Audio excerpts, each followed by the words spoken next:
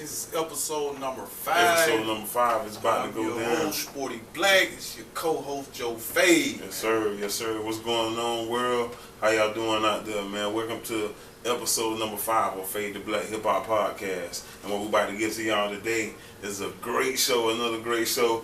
And shout out to everybody that's been subscribing, commenting, liking the show, man. Appreciate y'all, man. Shout out to the world, man. My nephews, nieces, my aunties, uncles, everybody been hitting me up, Sporty, telling me about the podcast. Like, man, y'all doing a good thing, man. Shout out to y'all. So, one time for the fans, man. Fan love, man. One time for y'all, straight up. Keep sharing that thing, man. Make sure y'all share, like. And share like. That's the word of the day, man. But today, man, we got some great topics coming up for y'all. Straight off the bat, man, we got some great topics for y'all coming up in Fade the Black Hip Hop Podcast. Coming right up, we got the XXL freshman list coming at you. Who got stabbed from the XXL freshman list? The Tupac movie, and who would you want to see a movie about next? 2chainz' new album that just dropped, and your thoughts and your comments and opinions on the new Black Panther movie from Marvel Comics. Your thoughts and projections after listening to 2chainz, and we're gonna go into your thoughts and comments and projections about the comic books, and then we're gonna go into how the comic books actually start addressing the racial narratives and racially motivated issues that were going on during those times, like in the 30s and the 40s and back in the 60s, and how they kind of interwoven black superheroes into comic books. And then we got some great hip-hop news of the day for y'all and of the week. You know, I feel like it's been forever, Sporty, since we've been with our fans. You feel what I'm saying? I feel like it's been forever, man. So we're going to jump right into it for y'all today, man, at Fade the Black Hip Hop Podcast. For sure. Like you said, the first topic we get right into is the 2017 XXL freshman list. And they got a lot of new young talent on this list. A few of the names I'm familiar with, but honestly, it's a few names that I'm not familiar with. But nevertheless, you know, if they made the list, that means they have been putting in some work. Well, a few of the people that I do know of that's on the list, I'm familiar with Playboi Carti. You know what I'm saying? He got that Magnolia song, and then he got another song with Lil Uzi Vert called Woke Up. And I really think he got next. You know what I'm saying? I recently Playboi Carti got next? I just realized that he from Atlanta and shit. That was surprising to me. Right. But yeah, he got a strong following. You know what I'm saying? He got good management. You know what I'm saying? I think he down with Don Cannon and DJ Drummer with that Generation Now movement. They also got Lil Uzi signed, and like I said, that Magnolia song, that shit like right there, it's like on Spotify, it's like in the top 10 global. You know what I'm saying? So shout out to him. Also, they got Ugly God on there. Yeah. He got a couple songs I'm familiar with. He got a song called Water. A couple other songs, you know. They got that boy XXX. Tentacion, yeah. He been making a lot of news, you know what I'm saying, for all the wrong reasons, you know what I'm saying, but nevertheless, he got a pretty huge following, you know what I'm saying, and all his shows, they be kind of, you know, extracurricular, you know what I'm saying. Right. Recently just, he had a few things happen to him. First, he had some niggas ran out on stage and hit him when he was in Sacramento doing a show, and people blamed that on dude he was beefing with, a Sacramento artist named Rob Stone. Then recently, just past week, he ended up punching a damn fan in the face. You know what I mean? So his shows be kind of like, they be hella lit. You know what I'm saying? But it's some cause for concerns for us on the security aspect of his shows. Okay. Joey Badass recently spoke about he had some shows set up, kind of like a promo run set up, and he had dude on the bill with him, and a few of the venues, you know, declined, like, nah, we ain't fucking with you if you got that nigga there coming, you know what I'm saying? Right. So I just want to, you know, I don't know if he go see this podcast, but if he do, I just want to speak to him and any other up and coming artists, you know what I'm saying? when you doing these shows or whatever, you got to carry yourself and look at yourself as a business. Right. You know what I'm saying? First and foremost, because you know this how you get your money, you feed your fam and stuff like that. So when you go to doing all this extracurricular stuff at your shows, that's fucking up your image and your brand. Right. And it's getting in the way of your bag. You know what I'm saying? So yeah, now people don't want to book you because they scared. They don't really know what's going to happen. You're a liability at that point. Exactly. Like this past weekend, it was birthday bash in Atlanta. They had a lot going on. It's kind of off the topic, but on topic. I'm pretty sure half of those freshmen were at birthday bash. Exactly. Just trying to network. Young Dolph, him and Paper Route linked up with Street Exec. You know, they got a relationship, but they did like together. They did like a barbecue type thing at Street Exec Studios, and it was it was open for the public. And you know, a few guys from around here, they like, hey man, you gonna ride another Street Exec, man? They doing this, they doing that. And me and my partner them like, hell no, nigga, I'm not going up there. I ain't finna be around no shit with Young Dolph and Paper Route doing nothing. Ooh, who Paper Route? Who Paper Route? That's his Paper Route is Young's Dolph label. You know what I'm saying? And it's like, you know, they do a lot of stuff in Atlanta, you know what I'm saying, as well as Memphis, but it's just so much beef surrounding them niggas. You know what I'm saying? To the point where I don't want to be up there at the goddamn barbecue. I'm up there smoking a blunt or trying to eat a hot dog. Niggas come through shooting. You know what I'm saying? This country, nigga, I get hit. And oddly enough, shout out to Bankroll Fresh, who lost his life due to some domestic violence, you know what I'm saying? Or in black on black crime. Right. In the same studio. So that's just my point, is what I'm saying is that once you, as a brand, once you get labeled as somebody or a brand or a group of people that got negativity and beef swirling around you, you know what I'm saying, no matter where you go, niggas don't want to be associated with that shit. Right. Niggas don't want to come to your show. Not the ones who playing it safe and who trying to just goddamn make it on. I listen to your music on Spotify or live mixtape, but for me going physically to support you, no, nigga. Not me. Nah, I said the Blacc.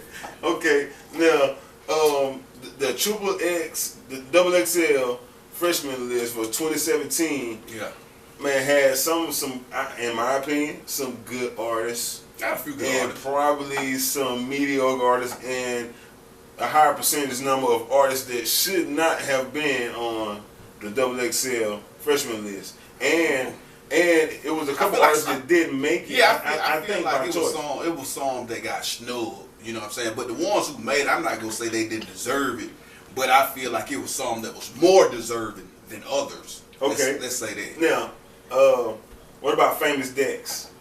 Well, Famous Dex, he would have made it, but the lady came out and she said that it was a video that she seen of him jumping on his girlfriend at that time. At that time, it was his girlfriend. Now she's his baby mama. But I seen the video, and he jumped on her. You know, he laid hands on her, whatever.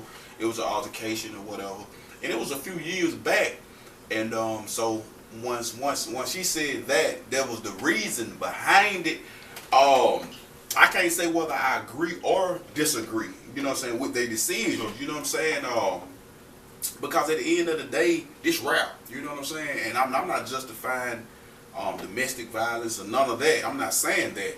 But at the same time,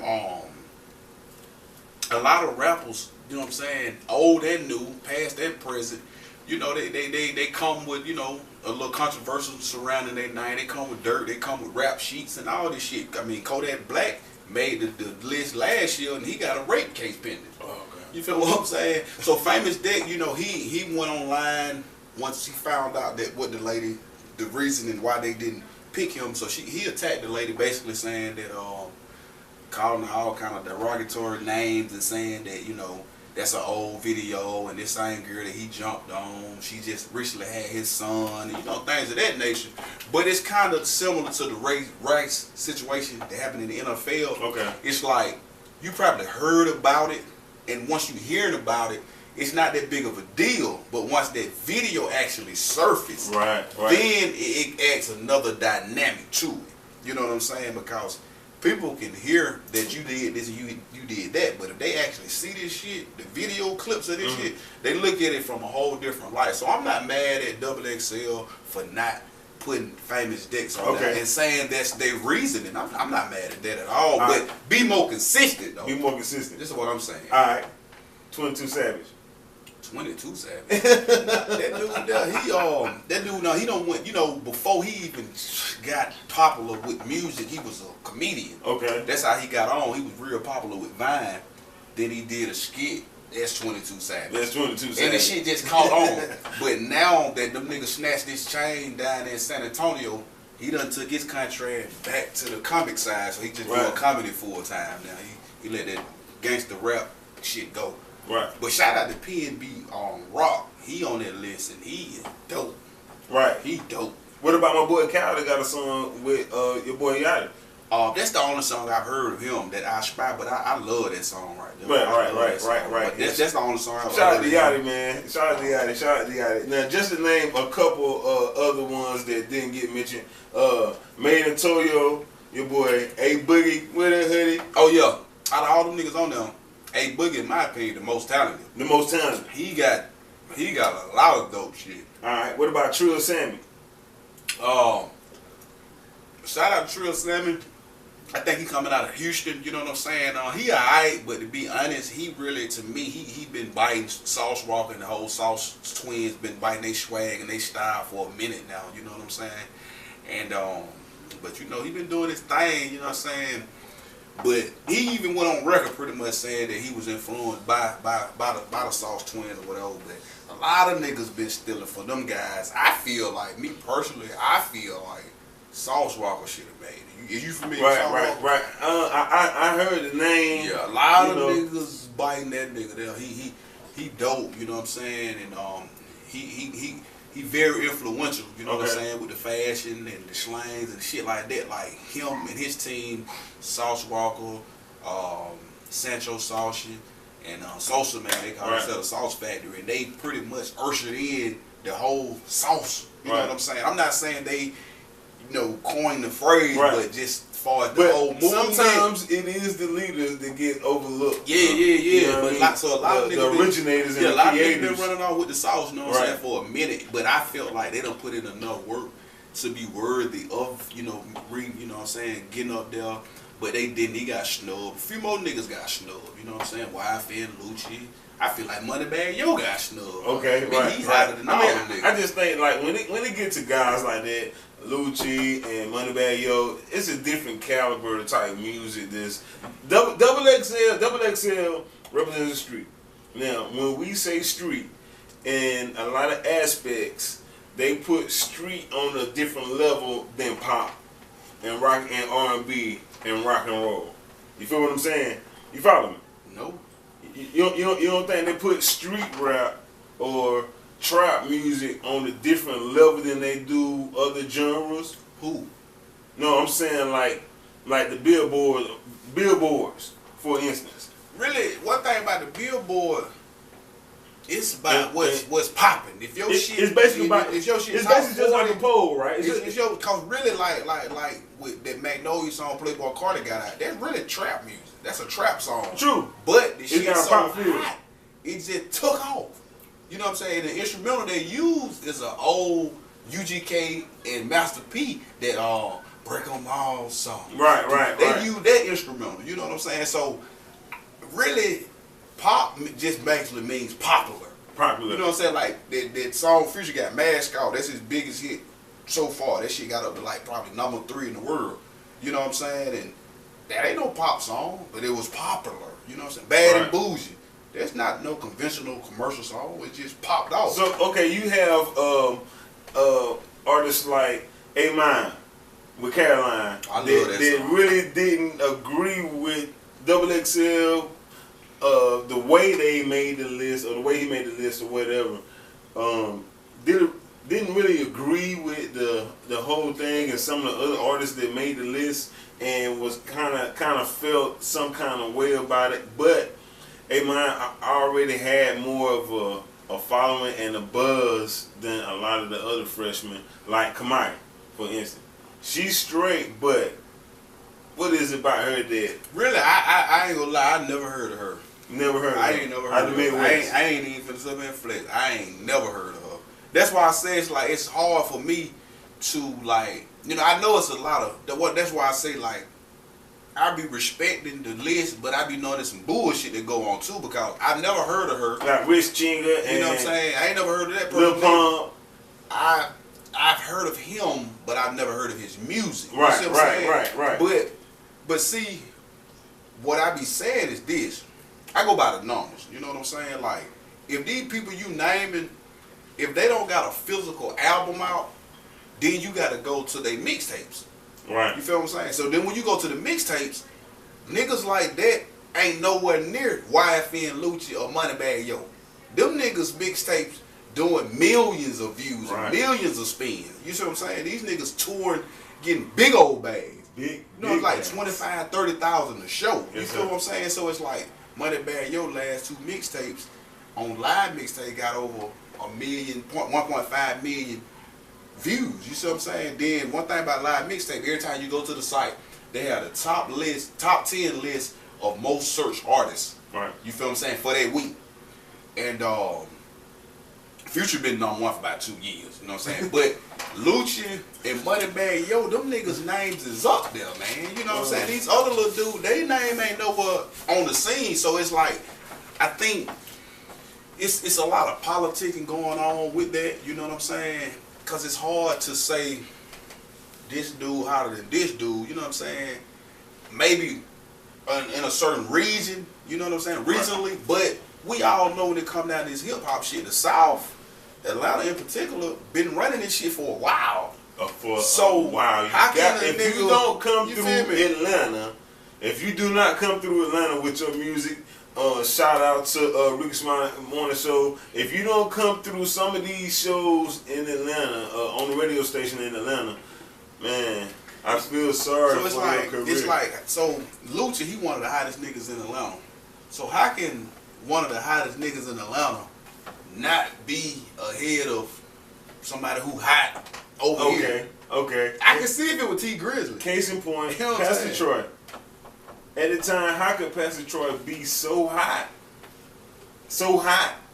but only make it to, in my opinion, some like still kind of local notoriety. Like he is known on the, as far as he has made it, in my opinion, as far as huge following goes, on a national base.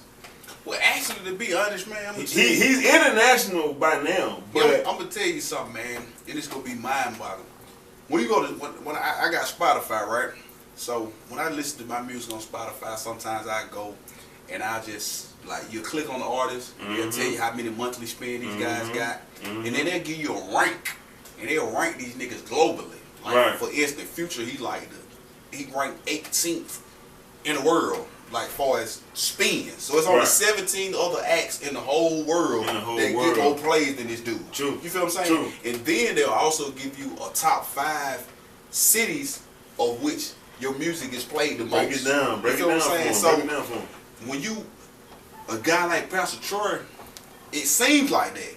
But No, I know by now, but I'm talking about at that time when he dropped. Like, if you compare Drake numbers for 1 week and Pastor Troy for 1 week after he dropped the album, now I'm talking about at the time when he dropped the album, compare both of those two. You can't compare. No. Drake. But what I'm saying is, as far as like now Drake is on that same list. What you're talking about, right? Yeah, I mean, but Pastor Troy ain't comparable to Drake. No, he's not comparable. Ain't too many people comparable. He's not comparable, but I'm saying at that time when Pastor Troy was out, he wasn't nowhere near where his music is right now, and that was the ultimate demise of Pastor Troy. I'm trying to follow you. So what you saying? I'm saying Pastor Troy never made it past super local stardom.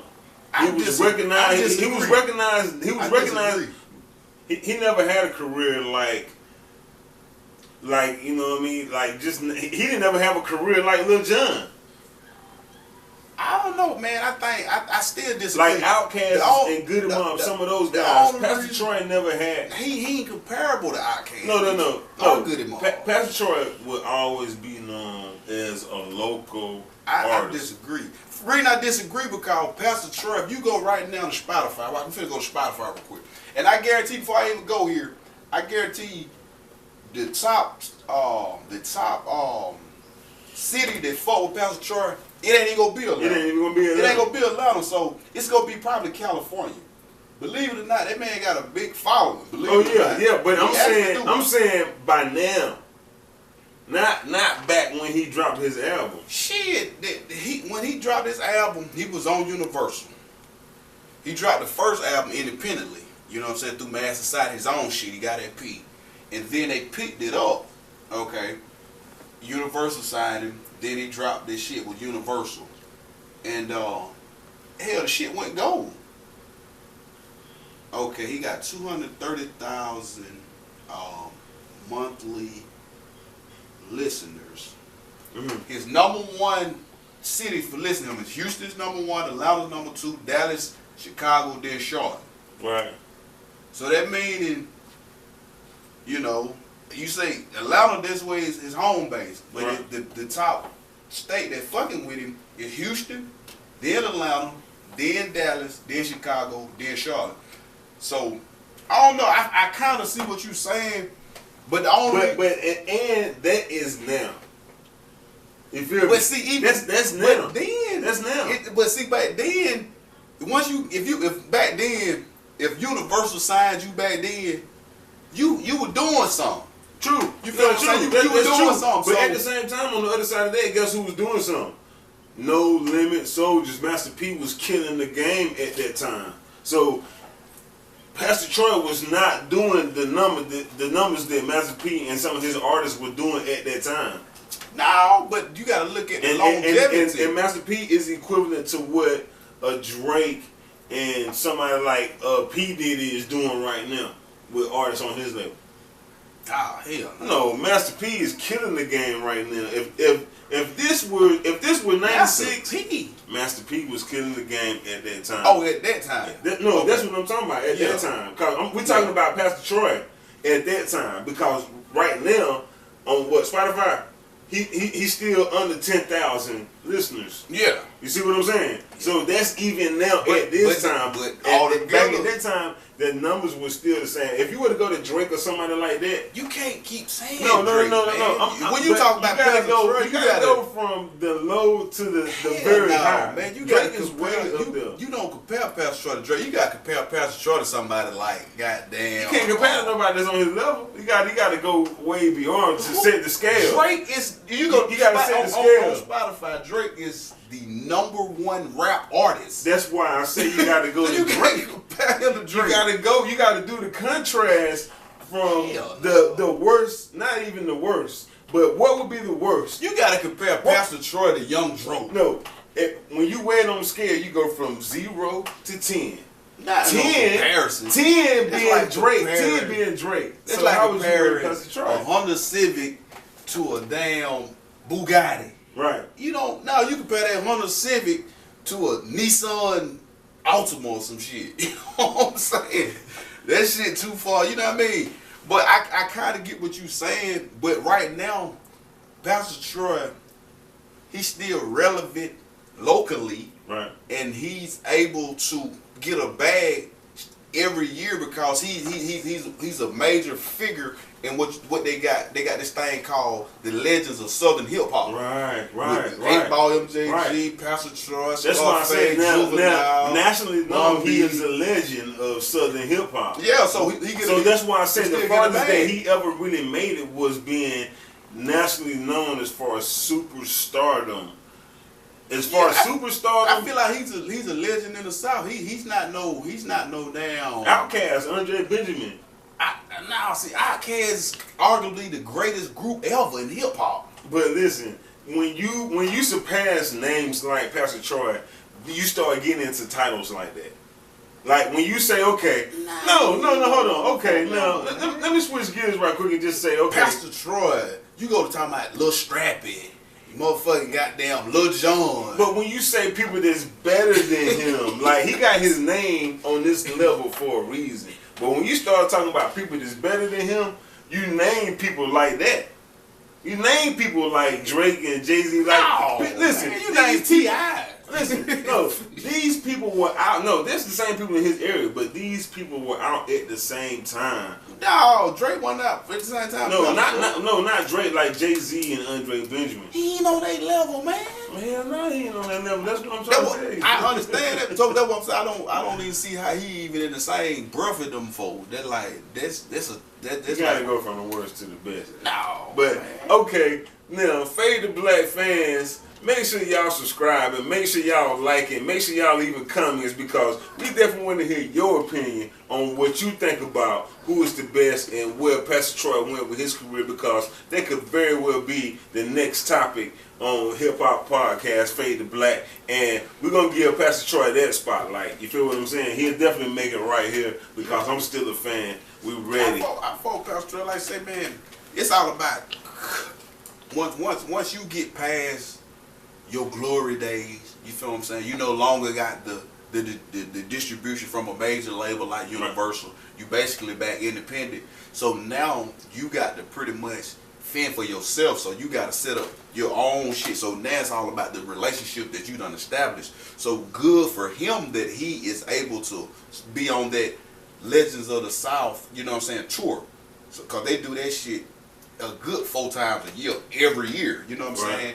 And it's like 6 to 7 acts, you know what I'm saying, on the bill. And I'm not sure where they get paid. I'm probably anywhere from $2,500 to $5,000. Me personally, I met Pastor Troy and I asked him for a feature. He charged, say he'll charge me $500. So we damn sure know if he charged the niggas $500 for a feature, you know what's going on with it. Not too goddamn much, but he's still able to have a fan base. You feel what I'm saying?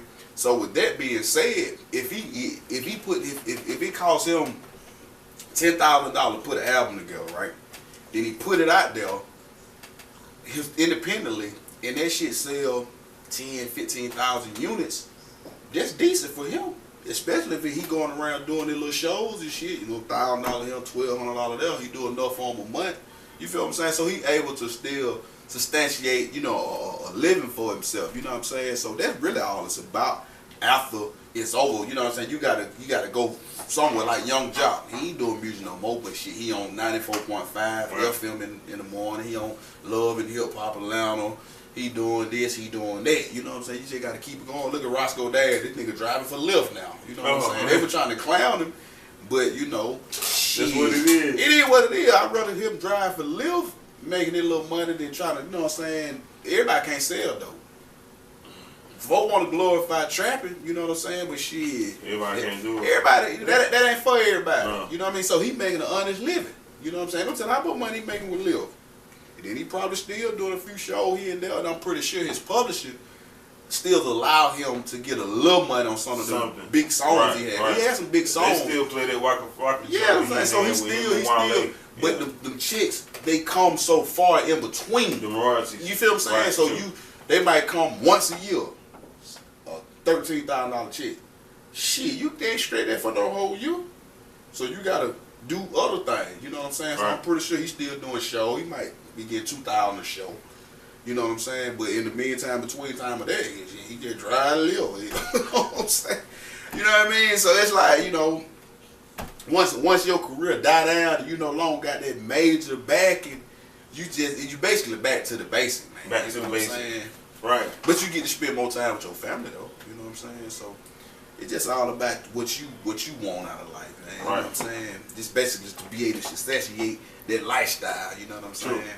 Cause it's a lot of niggas like that folks feel like they fell off, but they still doing good for themselves. Like Ray J, he doing good for himself. Shit. Oh yeah. He still them little scooty bikes and shit. You know what I'm saying? Shit, he got him a store. He got all kind of shit going on with this shit. You know what I'm saying? So, man, Ray J got old money. Ray J got old money.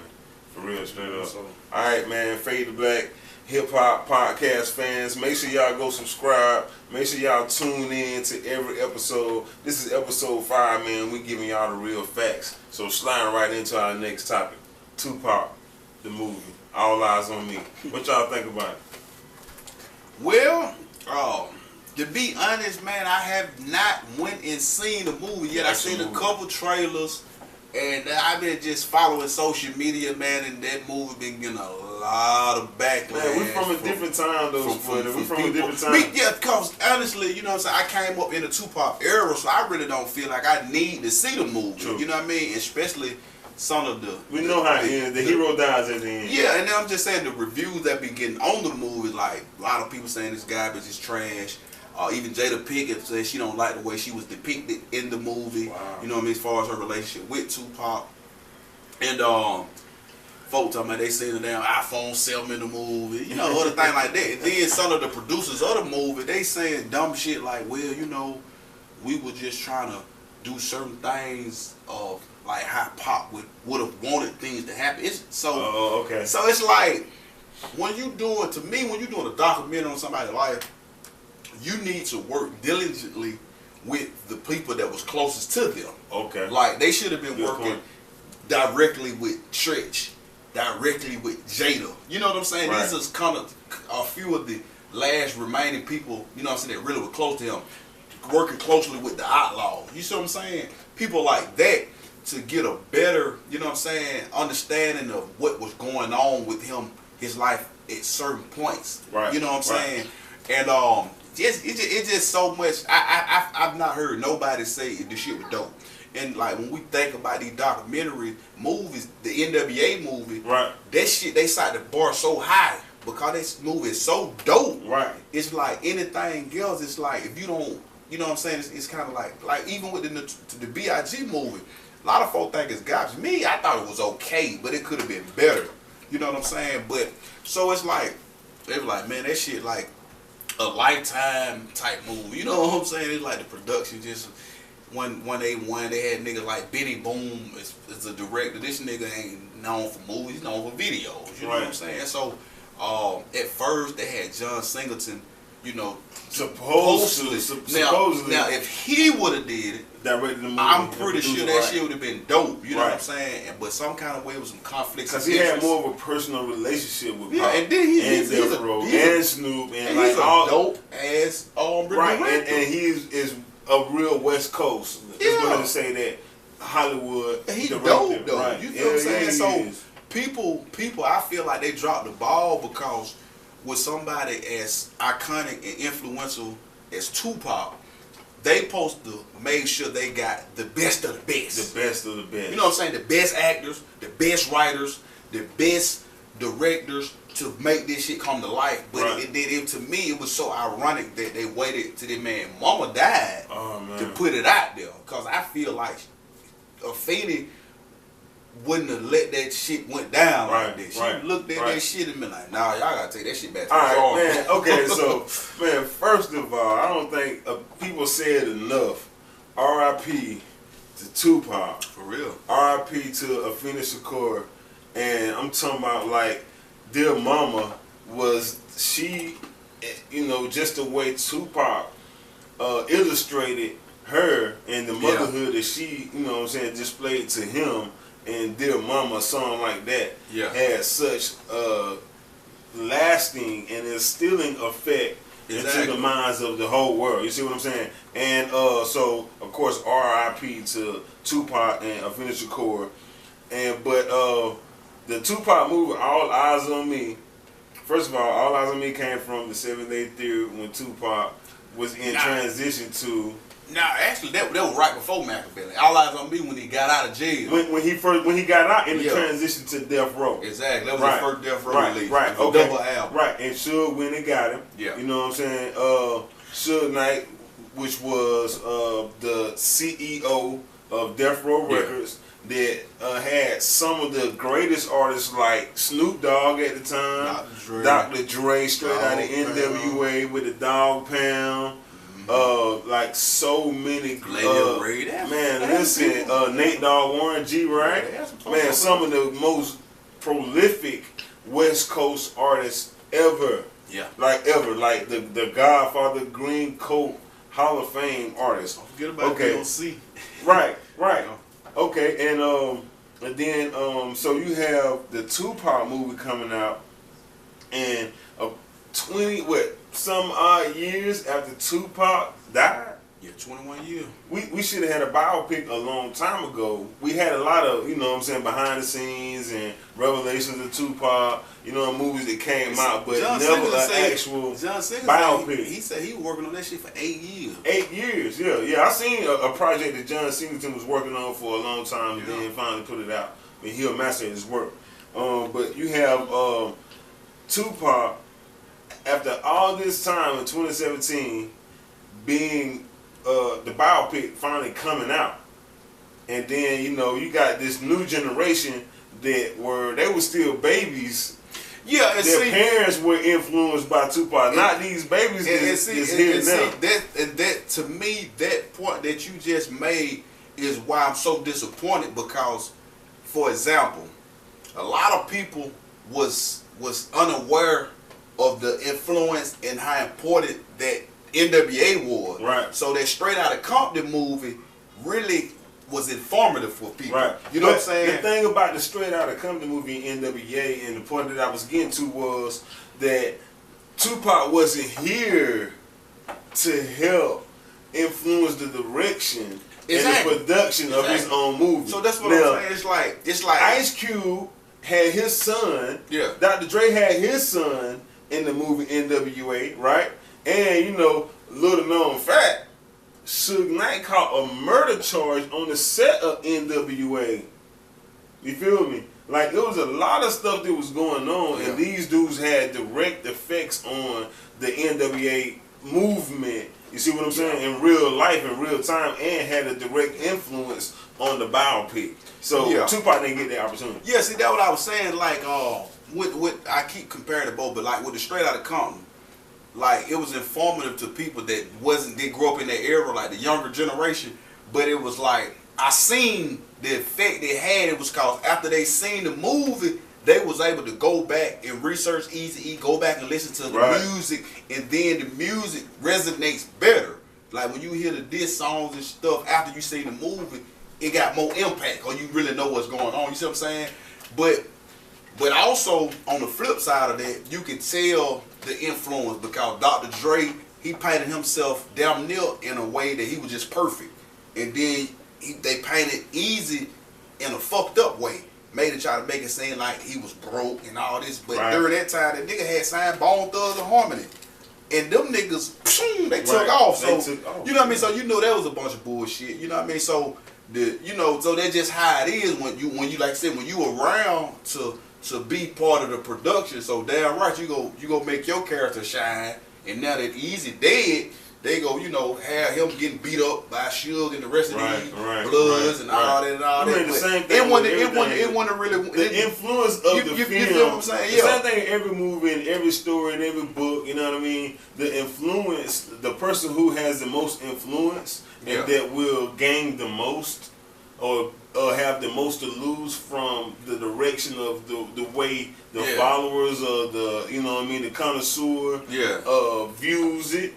They want to influence. They put their influence on it to benefit them. Exactly. That's just how it is. You know what I'm saying? If somebody doing a move by me, damn right, I'm you know what I mean, make it seem like I'm this and that. But at the same time, you can tell that it was one-sided, because Dr. Dre, he was damn near flawless. Somebody had no flaws. You know what I'm saying? Right. Movie. But so the point I make with the Tupac movie, I was disappointed because the fans that didn't grow up in that era with Tupac, I feel like it portrayed him in the wrong image, in the wrong, you know what I'm saying, way. So they still, you know what I'm saying, didn't get a chance to experience or feel for Tupac the way me and you feel for Tupac. Right. You see what I'm saying? Okay. When Me Against the World hit, they goddamn song that doom doom doom. Yeah. Everybody know about that. Back in elementary. Right. You know what I'm saying? Right. When I said so many to you, like that shit, like Niggas don't realize how powerful Me Against the World, the album was, man. Or All Eyes on Me when that nigga got out of jail, signed with Death Row. The nigga like, first off, fuck your bitch in the clique you claim is West Side. Crazy. You feel what I'm saying? Okay, like, now, they missed that.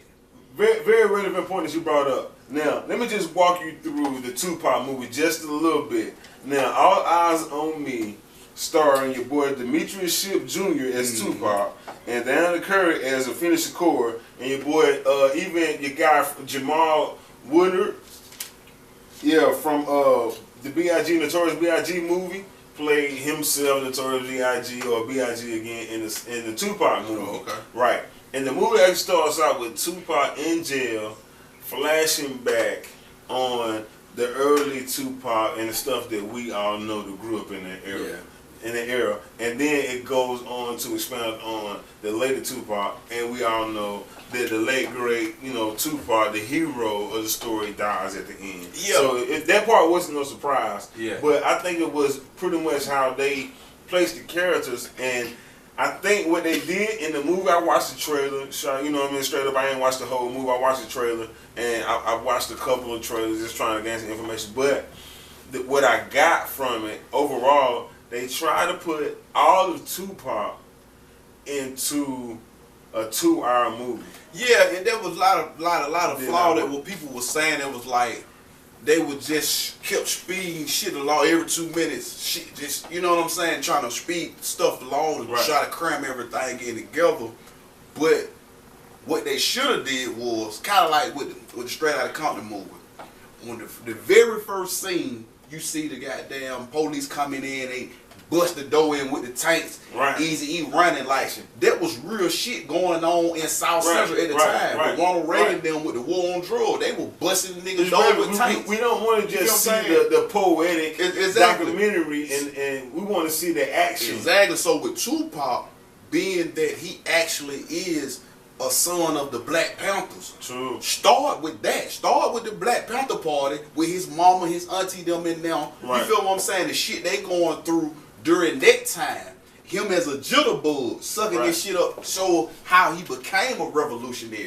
You see what I'm saying? So now that you know when he raps and speaks, you can tell why his outlook is different from other rappers. True. You see what I'm saying? Instead of starting off with him in jail with this, you know what I'm saying? It's like because Tupac is such a complex, you know what I'm saying, person with so many layers, you know what I'm saying, of him, you know what I'm saying, because he was very talented in so many different ways. At that time, and he died at 25, but you got to look at his accomplishments at that age, you know what I'm saying? Like, damn, this nigga did a lot by the age of 25, you know what I'm saying?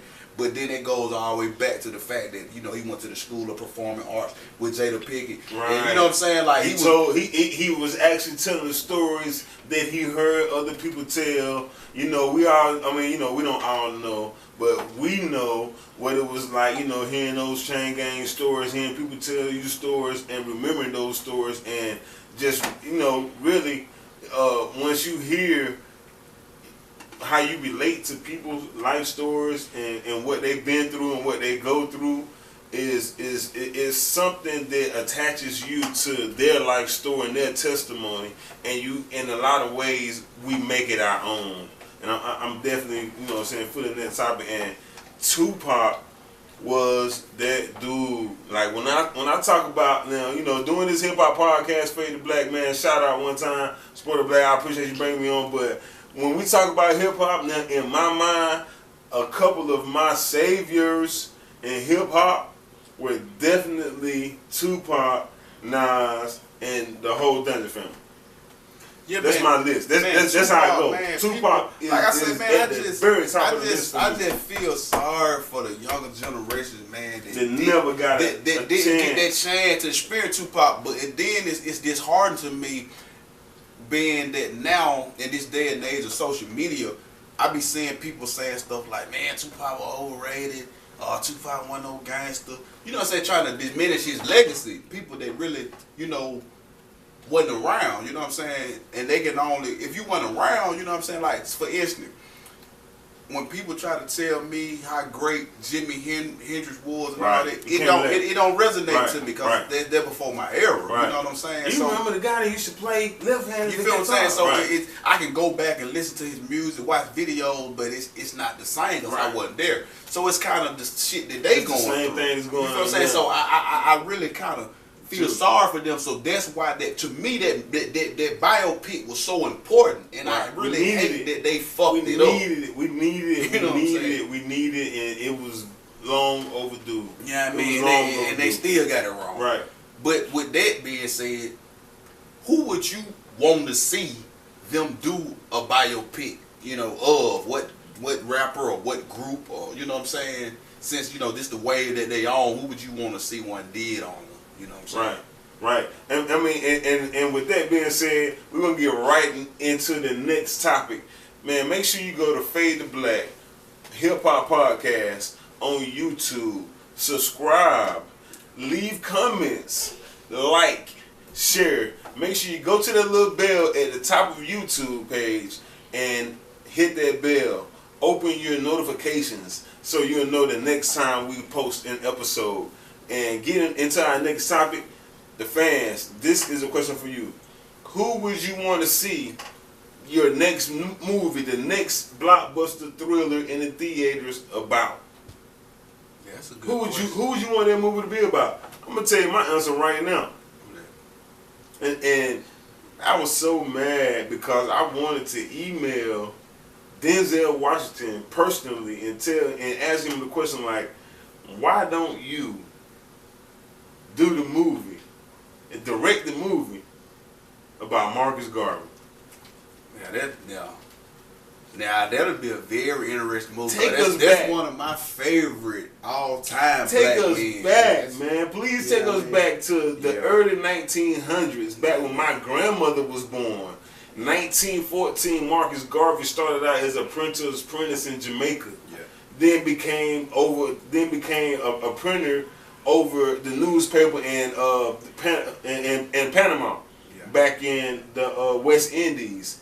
Came to America early 1900s and started the movement called the UNIA, Universal Improvement Association for Universal Improvement Association of Negroes, Negro Association, and UNIA. He what you call a Pan-African or Pan-American. You know what I'm saying? Right. So in this whole thing Marcus Garvey was on, he was like, man, fuck these folks over here, man. There ain't gonna never be no equality or none of that shit over here, no liberty, none of that. What we need to do as a people, we need to disassociate ourselves from these people. We need to move back to Africa and reestablish, you know what I'm saying, and cultivate a whole new culture over there from what we done learned from over here. Just take it over there and rebuild up, you know, our own shit over there. Right. And like I say, Marcus Garvey, man, this my first name is Marcus, you know what I'm saying, and I was named after him, and that's like one of my favorite all time, you know what I'm saying,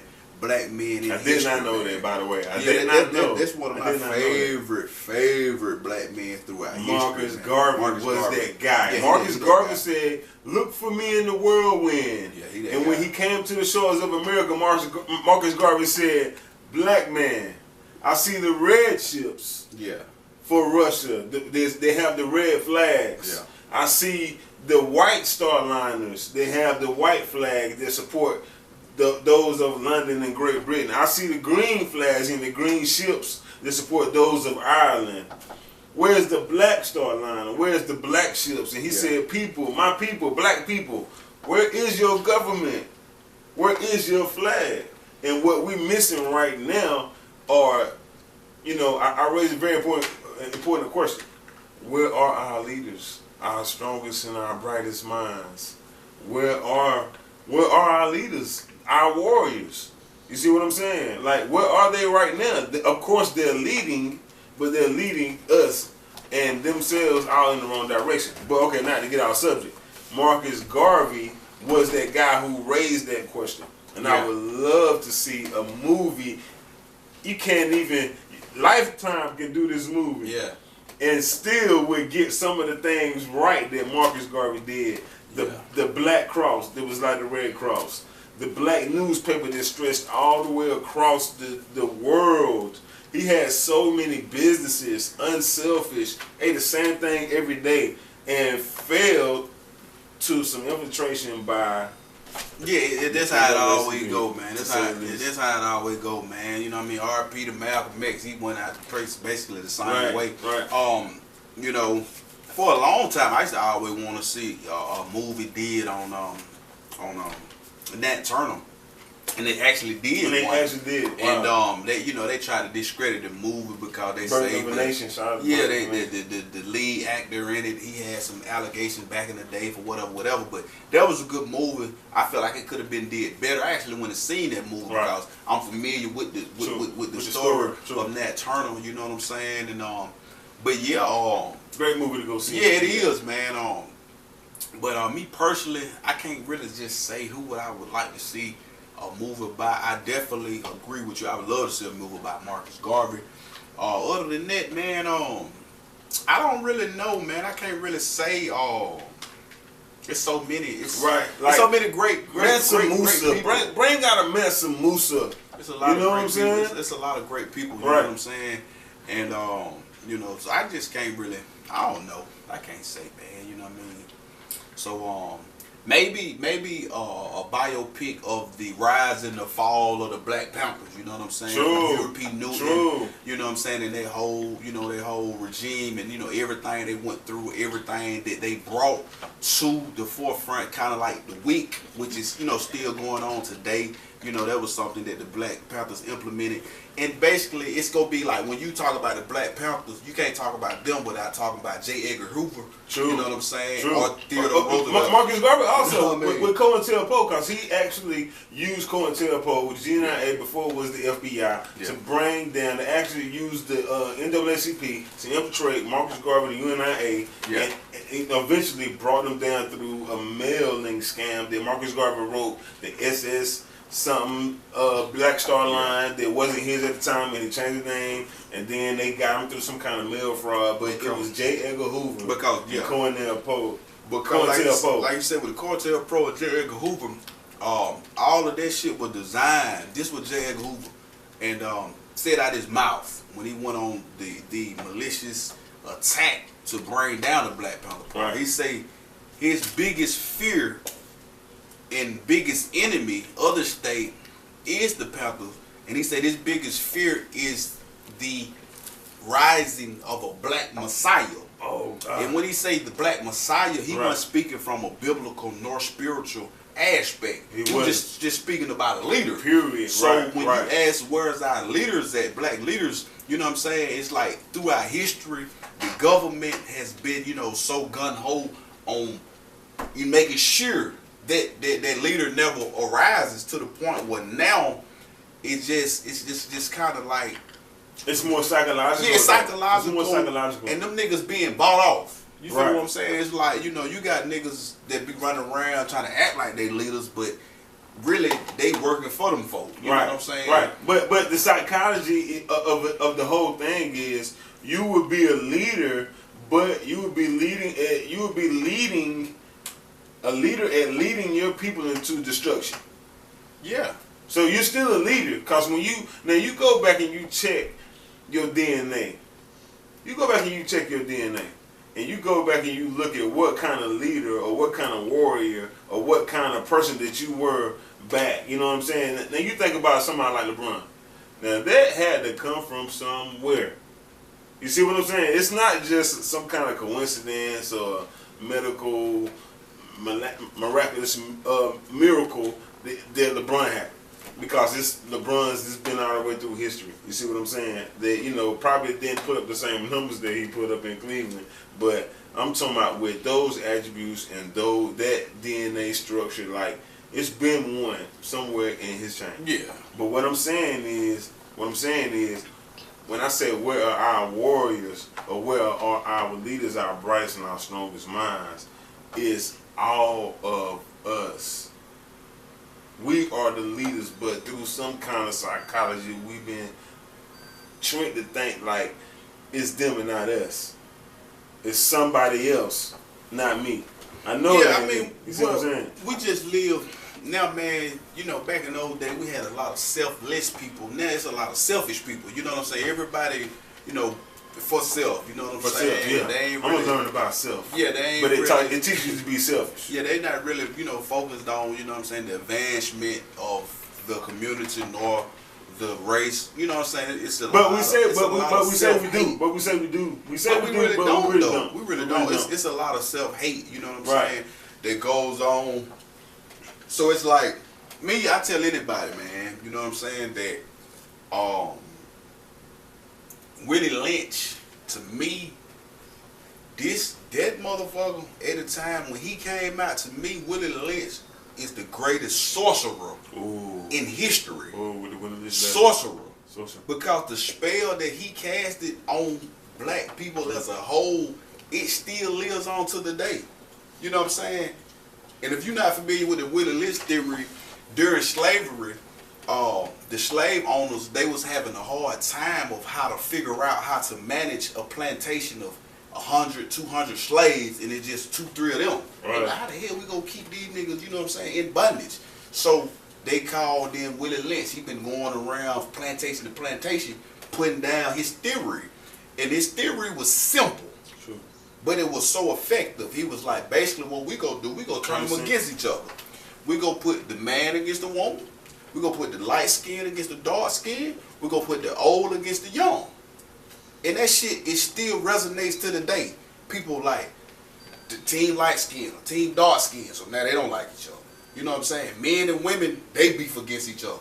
Even in hip hop today, you got the young rapper like, oh, I don't fuck with the old heads, or the old heads hating on the young rapper. Right. You know what I'm saying? So it's like the Willie Lynch theory, it lives on 400 years after the fact, and it's like it's like a cancer that's been inside the culture for so long that it's a spell.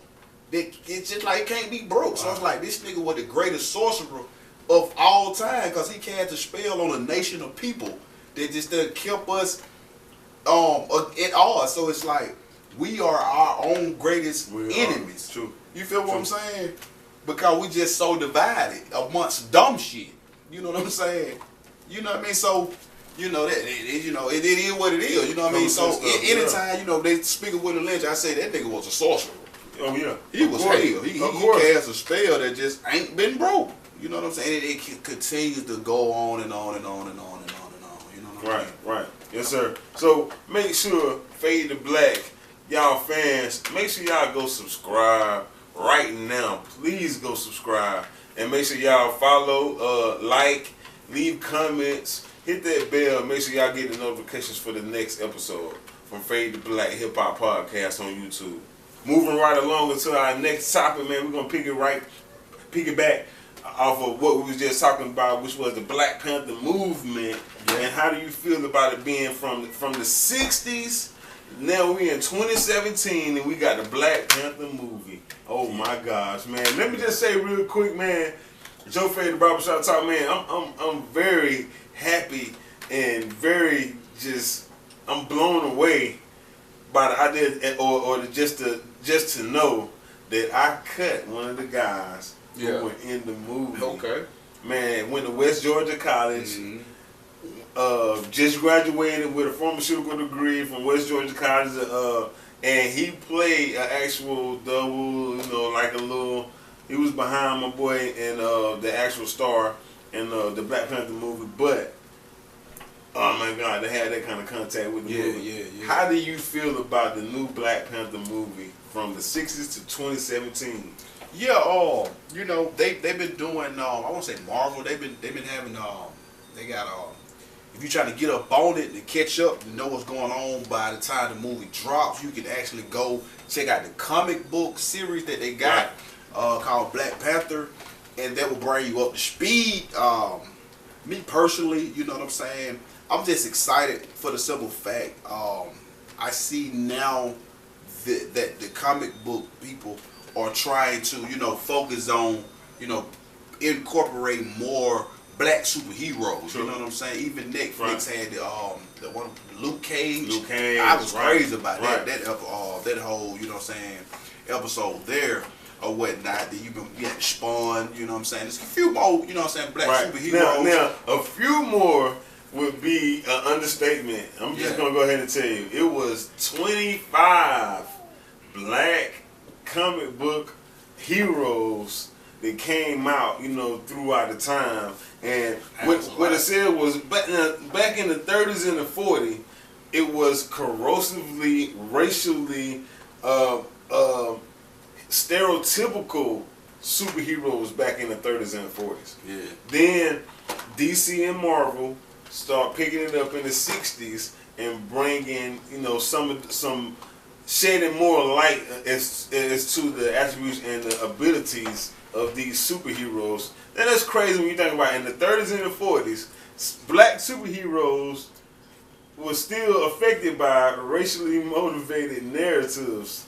You know what I mean? Where they basically just made fun of these superheroes. Yeah. You see what I'm saying? And then in the 60s, Marvel and DC came out with black comic book characters that actually had prominent roles. Yeah. Basically where they were the real superheroes, the real black Superman, if you will, of comic books. Yeah. And just to name a few, you had the Black Panther, Spider-Man, Black Goliath, Superboy, Bronze Tiger, the Apache Kid, Lobo, Mighty Man, Luke Cage, Pain, Black Lightning, the Deathlock, and just to name a few. Yeah. I mean, it was like it's like 25, a little bit more than 20 black comic book superheroes. Yeah. That blew me away, man. Yeah, I didn't know that at all.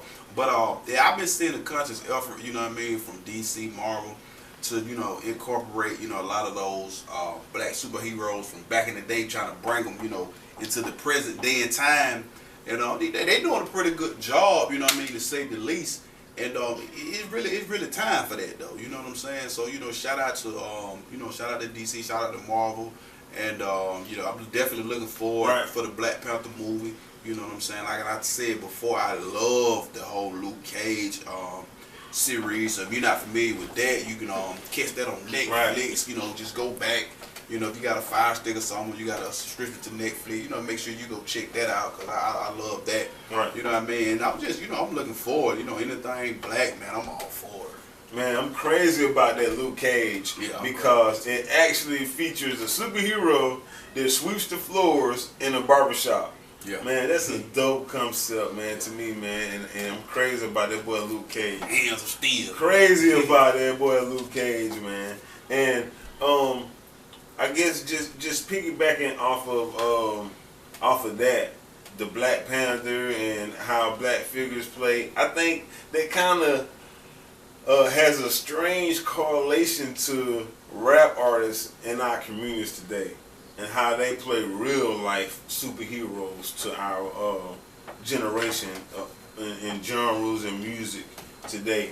I mean, what you think about that? I mean, a few do, not all. I mean, no, of course not. I'm not saying, you know, those, you know, it's like Chance the Rapper. To me, he's a superhero. You know, anybody, you know what I'm saying, who came from a negative situation and was able to turn into a positive aspiration and then turn around and give back.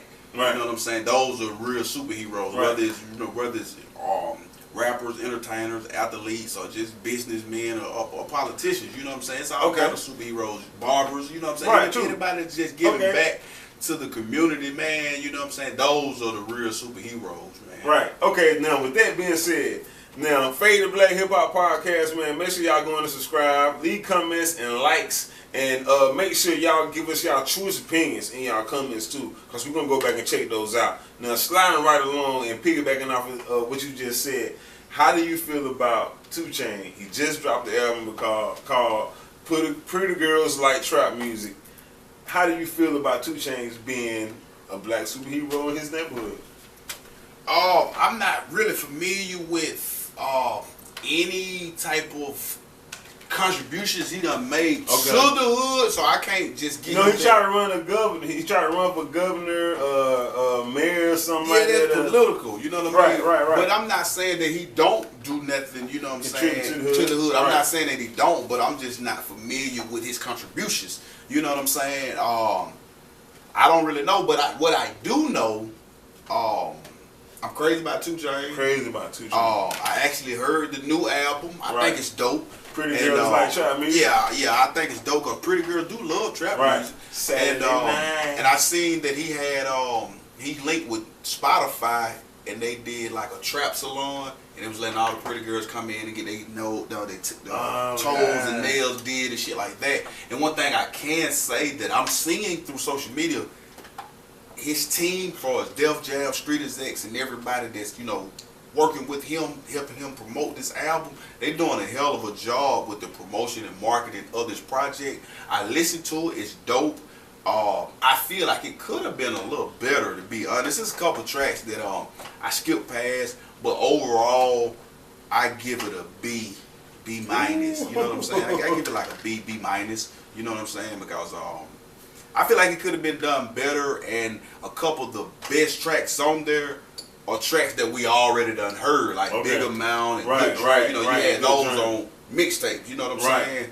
But I ain't gonna take. Why is marketing strategy? Why it change? It is, you know what I'm saying. So, but it's like, so when I got it, you know what I'm saying. I'm like, okay, the best songs or songs I already heard. So now I'm trying to just listen to the new song that I haven't heard. So that's what I did.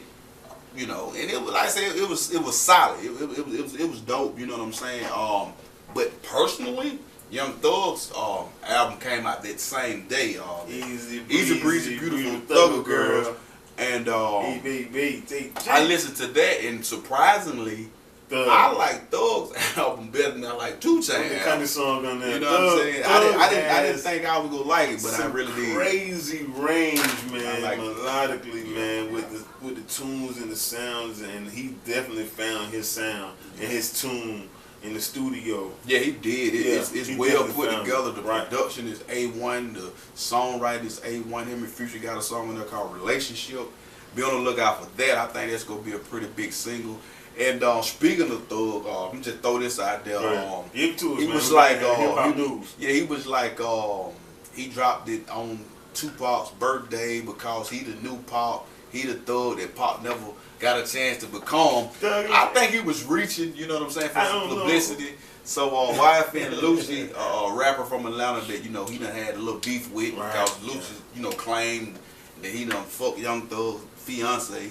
He wrote something on there. He tweeted out like, one thing about it, Tupac would have never wore no dress. You know what I'm saying? So Thug and Lucci were back and forth. They were back and forth on social media. They went back and forth on social media about that. So you know, it is what it is. It is what it is, man. At the end of the day, it is what it is because Thug will never be Tupac. Hell no. But your album, though, I like the album. Let's be real, man. Thug will never be Tupac, man. Tupac one of a kind. Man, I'm gonna tell you something.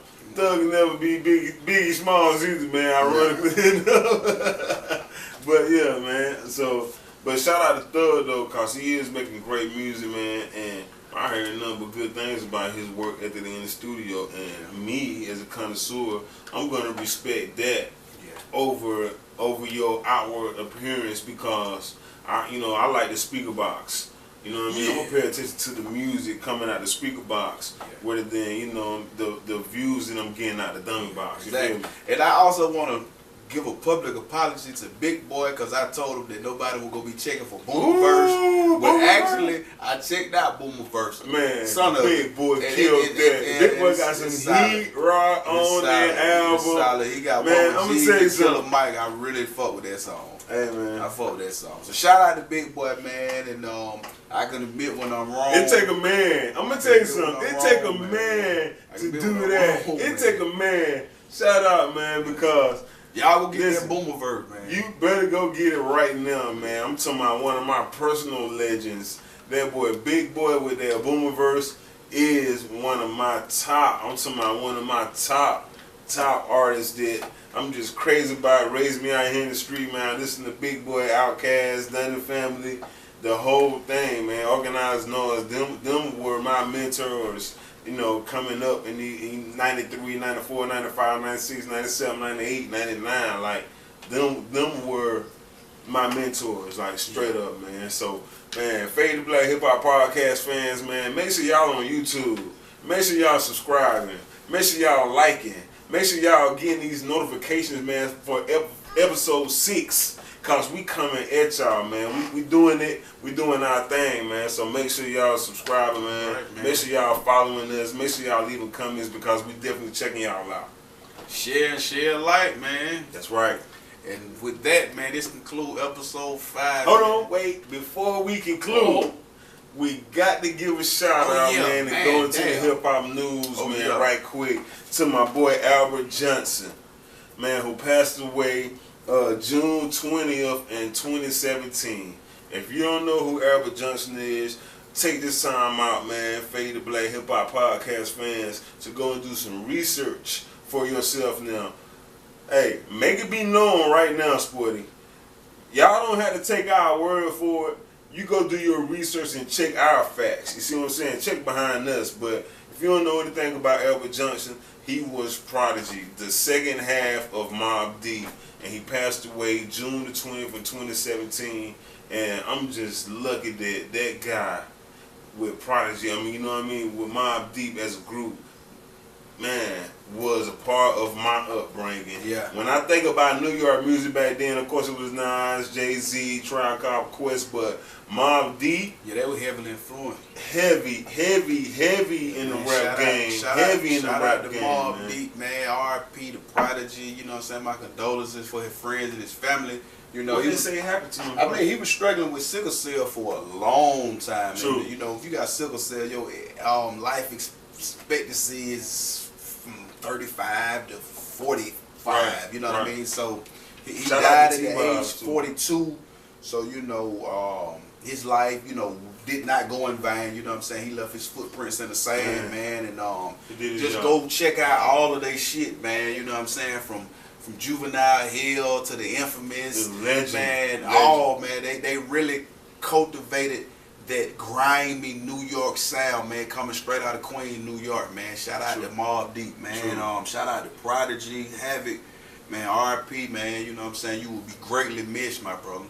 Yes, sir. And it was saying that Prodigy, which was one of the other half of Mobb Deep, the group, and Havoc, he was in the hospital and he been, you know, battling sickle cell for a long time. Reportedly, he choked on the egg. However ironic that may be, that he choked on the egg and, you know, passed away and had some complications. And, you know, in conclusion, he didn't make it past this last fatal obstacle in his life, and definitely transcended into legendary status. You know, some of our greatest are no Check longer out, like I said, he was one half of Mobb Deep, but he also was a hell of a solo artist. Go check out, he got a series called HNIC. You know what I'm saying? The head nigga in charge. Go check out the end of that, man. And one of my favorite songs by him is called Pearly Gates, man. You know, go check that song out, man. You really get a chance to see how dope this guy really was on that microphone. Man. True, man. And that's all we got, man. It's been another great episode, boy. It has, man. Another great episode, man. Signing off to y'all, man. Fade to Black. Shout out to our producer for holding it down for us. Tiana Shell, man, hey, she been holding us down for real, straight up, man. Episode 5, episode 4, episode 3, episode 2, 1, all the way, the whole project. It wouldn't be nothing without you. Nothing without you. So shout out to Hip Hop Podcast, Fade to Black. Let's go.